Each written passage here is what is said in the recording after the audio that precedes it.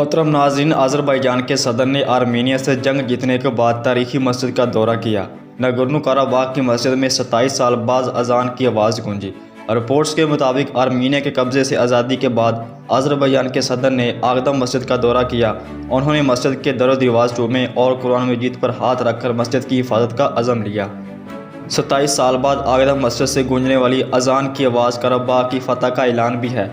इस मौका पर हरकत अंगेज़ मनाज़र देखने में आए। उन्होंने फ़र्त जज्बात से मगलूब होकर मस्जिद के दर दीवार चूमे और कुरान करीम पर हाथ रख कर मस्जिद की हिफाजत के अज़म का इजहार भी किया।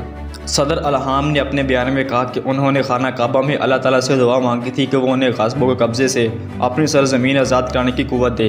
खुशकिस्मत हूँ कि अब तबाह हाल आगदा मस्जिद में खड़ा हूँ और दुआ कबूल होने पर अल्लाह का शुक्र अदा करता हूँ। पिछले दिनों 28 साल बाद इस मस्जिद में जुमा की नमाज़ पढ़ाई गई। इससे पहले आर्मीनिया के कब्ज़े के दौरान इस मस्जिद की बेहरमती की जा रही थी। अज़रबैजान ने 1 माह तवील जंग के बाद नागोर्नो समेत कई मकबूजा इलाके आर्मीनिया से आज़ाद करवा लिए हैं।